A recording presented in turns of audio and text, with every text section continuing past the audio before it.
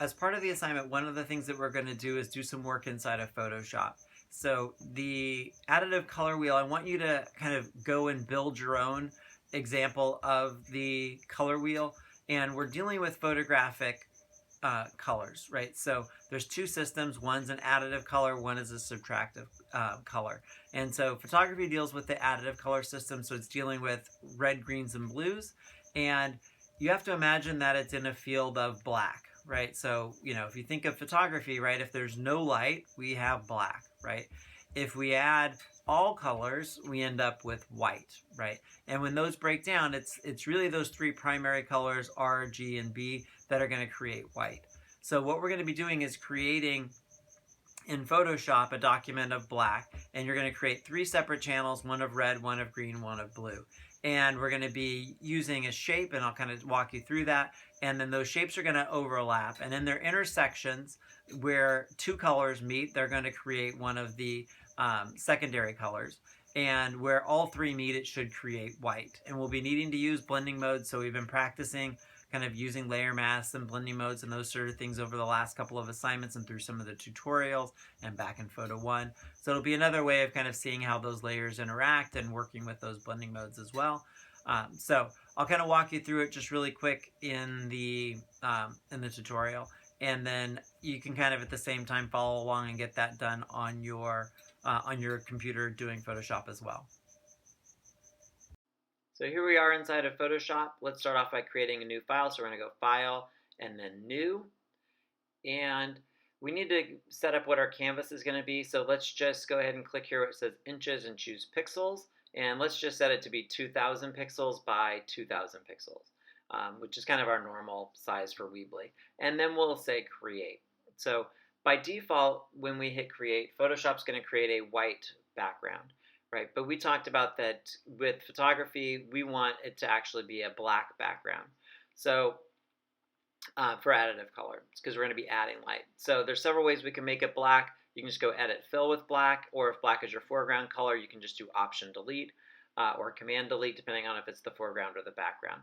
Then we need 3 layers, so click on the new layer icon down at the bottom, and let's make 3 of them and let's label them. So our first layer here is going to be our red layer.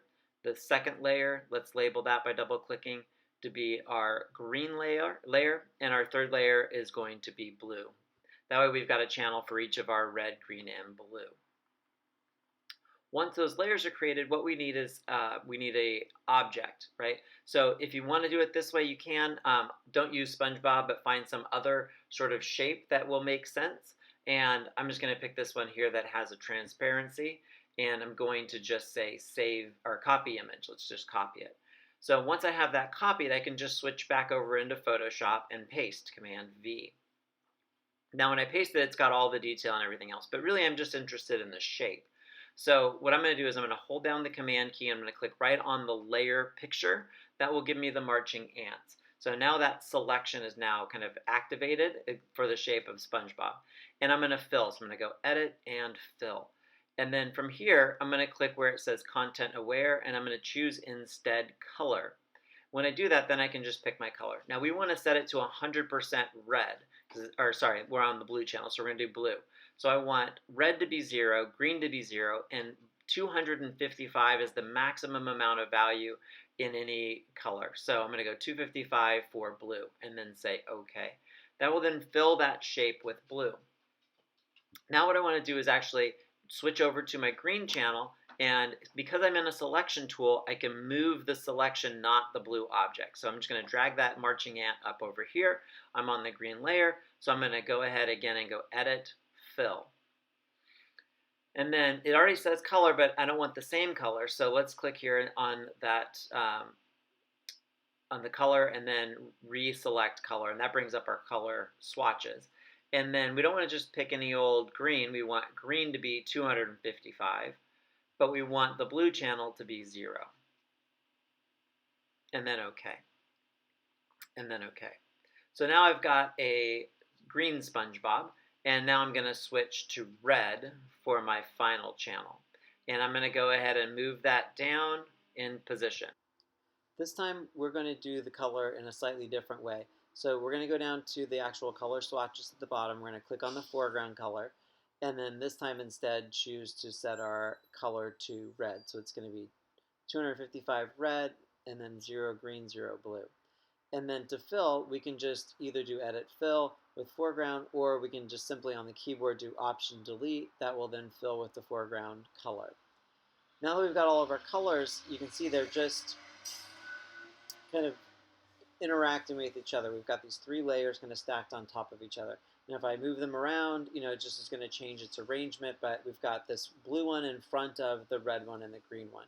If we change the layers, we can then move these around and make this one in front of that one. But they're not really interacting with each other. They're not like um, mixing together the way that light would. It's just their solid colors. So we're going to need to start to look at the blending modes. So within the layers palette, go ahead and click on the normal. And now several of these will work in similar ways. I think the first one here is if you do linear light, it's going to start to blend together. We're going to stick with the one that says difference. So go to each of the layers channels or those layers and choose difference. And those are going to start to interact. And so you should see in that very center, we're going to start to get white. And then we're also going to get the secondary colors as we get an intersection of like two colors, like red and blue, which will create magenta. So we're going to go ahead and start to label. So we're going to do the typing very similar to what we did with the JPEG versus RAW. So we've already kind of done this before. But basically, we want to label each of the parts. So in the top part, label it black, which is 0 red, 0 green, 0 blue. We might need to change the size of things.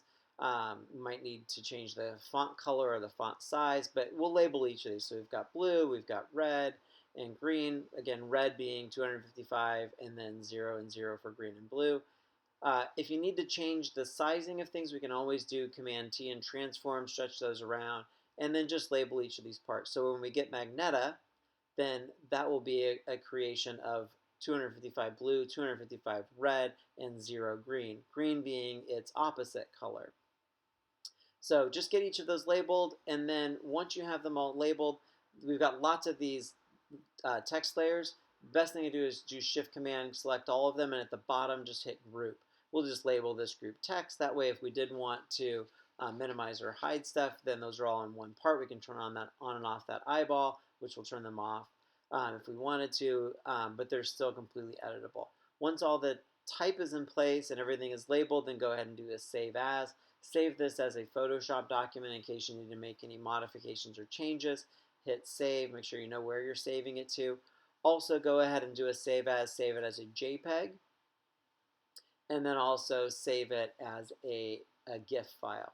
So I want you to save it in those three ways. And we're going to take a quick second and actually compare those. So again, save it as a JPEG, save it as a GIF. Now these are files that are 2000 by 2000. So let's take a really quick look and let's see what those look like. So I'm going to hit Command I on each of those. That will give me the information so that I can see a little bit more information about those. And we should notice that the Photoshop file is really big, right? It's like, what is it, 1.3 megabytes, where the other ones is like half a megabyte, and one of them, the GIF in this case, is only 112 kilobytes, which is really, really tiny. And the reason for that, because GIFs only has to remember a couple of colors, right? And then when we look at them, these are actually, they're all going to look the same as we scroll through. There should be no real visual difference, but the GIF is a much, much smaller because this is a graphic, right? If it was something with lots of gradients, then a JPEG would be a better choice because it can save that in a better way. Once you've decided which one looks the best, then go ahead and post that to your Weebly website for the additive color assignment. Great, thank you.